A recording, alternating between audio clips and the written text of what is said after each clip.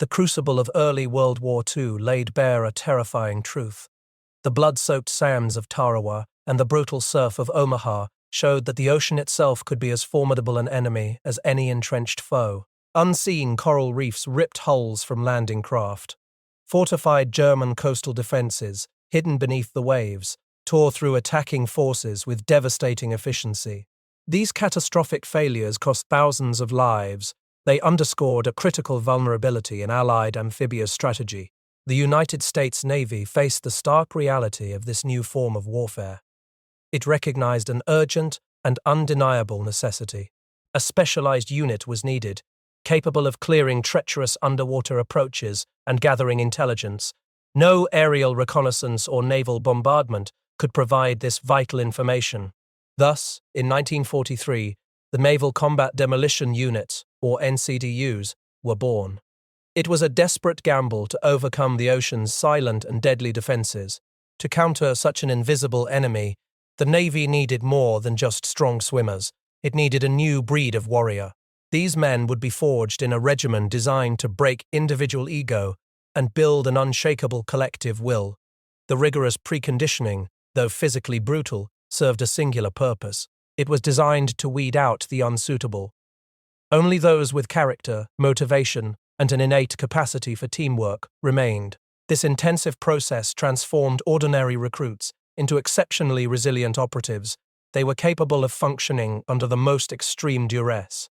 Early training methods were initially inefficient and hampered by cumbersome combat gear. They rapidly adapted. The realization dawned that the primary threats were not chemical warfare. The dangers were direct fire and underwater obstacles. This led to the rapid development of specialized equipment, swim fins to double speed, and masks for essential underwater vision, replaced primitive and often useless gas masks and firefighting overalls. In an era light years away from the future's imagined computerized headquarters under the sea, early invasion planning was a terrifying gamble. Real-time data would one day guide every strategic decision, but for now, commanders were desperate for intelligence. They had little more than aerial photos and wishful thinking to gauge unseen dangers lurking beneath the waves. Yet, a new breed of operatives was changing the game. They were proving their indispensable value and directly influencing invasion strategies. Critical reconnaissance at Kwajalein had already demonstrated the UDT's capacity to prevent thousands of casualties. They identified impassable coral reefs and dictated the use of amphibious tanks.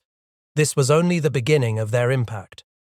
At Saipan, the UDTs unveiled a sophisticated new procedure. It looked utterly alien to the enemy. High-speed launches dropped men into churning water. They were not in combat gear. Instead, they were painted a ghostly light blue, like men from Mars. Black rings on their bodies served as human measuring rods. They did not just swim, they porpoised through the chaos, diving beneath the shellfire. They rose only for a quick breath. Their plastic slates recorded depths as they swam in formation. They were a living, breathing sonar braving the maelstrom. Squads would drop lead lines, meticulously charting the unseen seafloor. All of this happened under continuous enemy fire. At Eniwetok, these frogmen pushed even closer. They conducted reconnaissance within 50 yards of the shore, under heavy machine gun and mortar fire.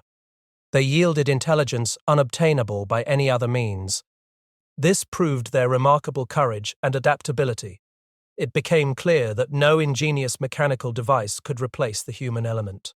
Often failing radio-controlled explosive carriers or flying mattresses only drew heavy fire. The UDTs, with their unique blend of will and skill, were providing the eyes and hands that command so desperately needed. These early deployments cemented the UDT's reputation. They were the tip of the spear in major invasions. They significantly increased the success rate of troop landings. Tactical lessons were learned swiftly. Infantry support, initially thought essential, was debunked after D-Day. UDTs found they were more effective operating independently and unarmed. Infantry acted as a covering force rather than an integrated element. The UDT's ability to operate alone, focus on their specialized demolition and intelligence tasks, and adapt to the chaos of the invasion beachheads drastically reduced casualties. This was a stark contrast to the unprepared assaults of earlier campaigns. Around them, silvery bullets drifted slowly down through the water, their bite lost. The underwater concussion from shells became no more than a very painful slap. This reinforced a growing perception. Wet, they seemed invulnerable. This unique effectiveness established their vital and enduring role in amphibious operations. It was a testament to human ingenuity and courage in the face of overwhelming odds. The UDTs, born of necessity and hardened by the relentless demands of island warfare, were never static. Their evolution was a continuous, brutal process. It was driven by the sheer scale of the Pacific theater and the ingenuity forged in its crucible. Fundamental innovations like the swim buddy system, the efficiency of swim fins, and the instantaneous power of primacord had already redefined their core demolition capabilities. But the true spearhead was the human mind, constantly seeking an edge.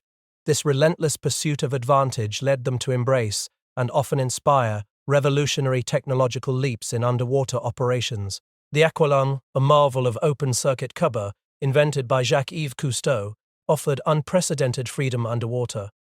Its military adoption was initially cautious. Parallel to this, the stealth of the Italian Frogmen's closed-circuit oxygen lung showcased the tactical advantage of silence. It left no telltale bubble trail. This influenced future covert operations. These inventions, though sometimes originating elsewhere, became critical tools in the UDT's ever-expanding arsenal. They allowed for longer durations and deeper penetration into hostile waters. The adaptability of these frogmen was legendary. It pushed them far beyond their initial mandate. Their reconnaissance missions at Saipan and Eniwetok demonstrated a courage bordering on the unbelievable. They were conducted under a hail of enemy fire. They yielded intelligence vital to saving countless lives, but their roles expanded in ways few could have foreseen. The UDTs became the unsung pioneers of human endurance. They served as guinea pigs for medical and physiological experiments. These probed the very limits of the human body. 5 volunteers once endured 2 days and nights submerged in a test tank. They emerged, bleached and wrinkled, like old men. Their primary complaint was a maddening boredom. Another 12 men voluntarily underwent an 18-hour submersion. This was not for combat. It was to simulate the re-entry shock of astronauts. It proved that tough UDT men, not future spacemen, were truly testing the boundaries of human resilience. They were whirled on centrifuges. They were subjected to G-forces that pressed their bodies to the breaking point. All of this was done to advance the understanding of how humans could survive and function in the most extreme environments. This relentless focus on the individual's capacity within a collective unit stood in stark contrast to other nations' approaches. Japanese underwater swimmers, often limited by inferior equipment, demonstrated a profound cultural willingness. They would act as a human mine and blow themselves up with the enemy craft they destroyed. This focus on individual, often suicidal, glory often meant a swim buddy nearby, caught in the same explosion, would die accidentally, as it were. And without glory, the UDT ethos, conversely, was built upon the unshakable bond of the swim buddy system. It was also built on the collective success of the team. It was a testament to shared survival rather than solitary sacrifice. By 1958, the UDT's expanding roles and undeniable value culminated in a formal recognition. There was a need for capabilities extending beyond the water's edge. This was the turning point. It was the establishment of the SEAL, or sea, air and land, teams. This evolution represented a profound expansion. It transformed the Frogmen into truly amphibious operators. Captain Phil H. Bucklew, an original Navy frogman and former professional football player, spearheaded the West Coast SEALs. He led units charged with a vast array of covert, specialized and high-risk missions. These ranged from hydrographic reconnaissance to light salvage. They included inshore mine clearance to beach area infiltration and sabotage. In plain English, as one observer put it, this team was given one of the toughest jobs in this or any war. Their operational scope now included precise parachute jumps into tight zones. It also encompassed helicopter insertions and extractions and rappelling from dizzying heights. All of these were designed to reduce exposure to danger and increase operational efficiency. They built on sophisticated recovery methods like the slingshot, Fulton's sea sword, and covert submarine casting, which were already in use.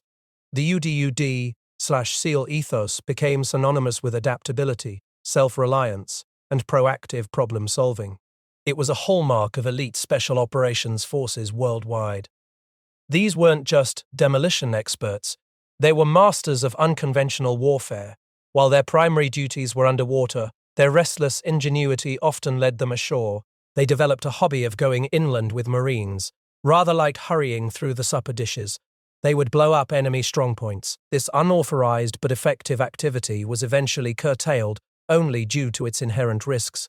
In peacetime, their cunning was legendary. One famous anecdote recounts UDT men stealthily attaching magnetic limpets to a heavily guarded vessel in harbor during a security test.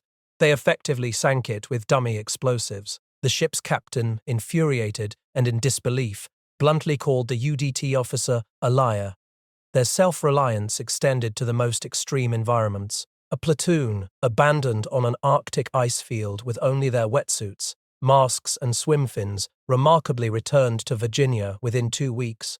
Many wondered what strange masked amphibian had accomplished such a feat.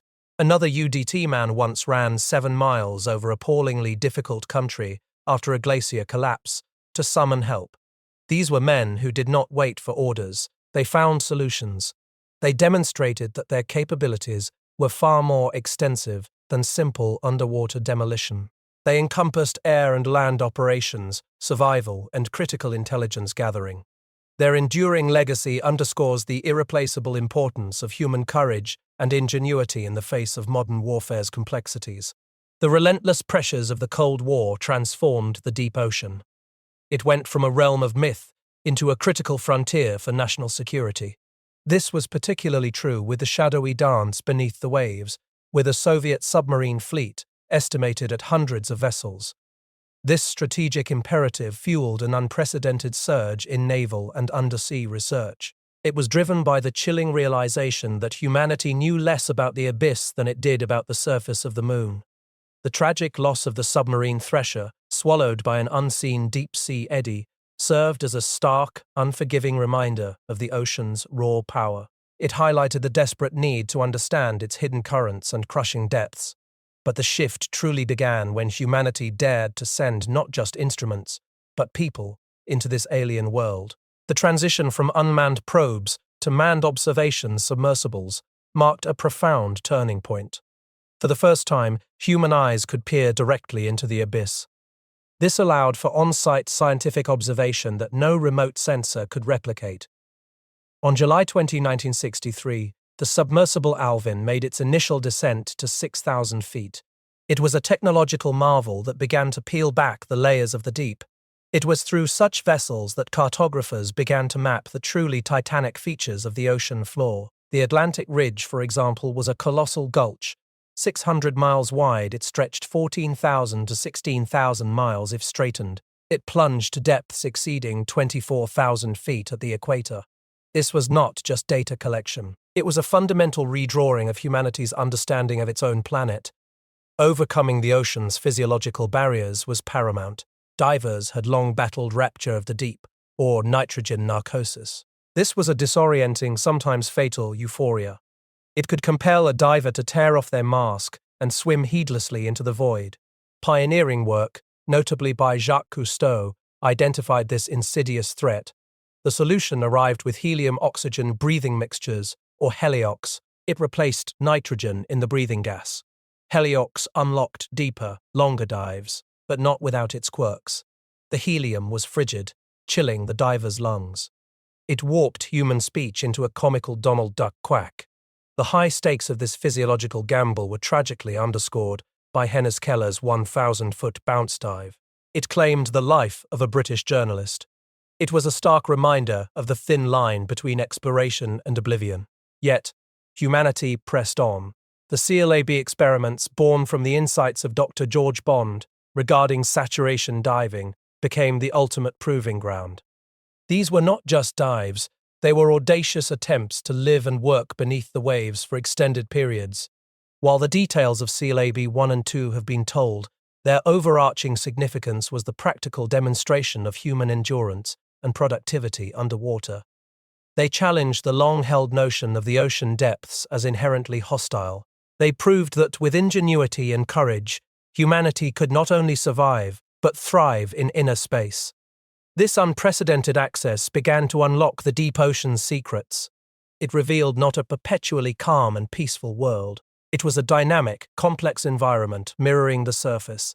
It had its own great storms, tidal waves, and conflicting currents. New technologies, spurred by the initial military impulse and scientific curiosity, enabled detailed mapping of the ocean floor. They also allowed for the repair of submerged infrastructure and the extraction of vital resources. The vision of the future was grand. It included underwater ore reduction and petroleum refining. Vast aquaculture farms would herd fish and cultivate seaweed. Even plankton would be processed as food. Early prospectors of the deep might one day be seen with a beard flowing back from his mask. They might have a tame dolphin instead of a pack mule. They would be staking claims that would appear as thousands of dots all over the ocean shallows. The exploration of the deep sea had become a truly global endeavor. It was a testament to how specialized units, initially forged in the crucible of war, could drive technological and tactical advancements. These advancements had profound and lasting implications. The UDTs and SEALs, with their unparalleled resilience and innovative spirit, were the direct ancestors of the aquanauts and deep-sea engineers. They demonstrated that human willpower, coupled with scientific endeavor, could transform our perspective. It shifted from an old, flat two-dimensional surface world to the vibrant, three-dimensional reality of the deep ocean. This promised not just survival, but a new, expansive future for humanity. The relentless march of human civilization, once confined to the two-dimensional surface of the Earth, now faced an existential crisis. A burgeoning global population, projected to reach unprecedented numbers, strained land-based resources to their breaking point. The specter of wholesale famine loomed. It was a chilling prophecy that threatened to strip humanity of its most basic luxuries. It forced a stark vegetarian diet. It risked the wholesale extermination of animal life and ancient forests. This dismal prospect painted a future of scarcity and ecological devastation. It made the search for new frontiers not merely an ambition, but a desperate necessity.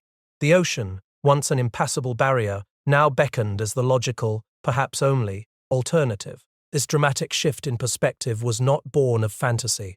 It was forged in the crucible of technological innovation. Earlier chapters explored the pioneering spirit of aquanauts and the experimental habitats. These proved human endurance beneath the waves. But the true turning point towards permanent underwater settlement lay in the advent of advanced computing. Imagine not just a habitat, but an entire infrastructure. Data would flow as freely as the currents outside. A highly advanced, data-driven industry would thrive in a controlled, stable environment.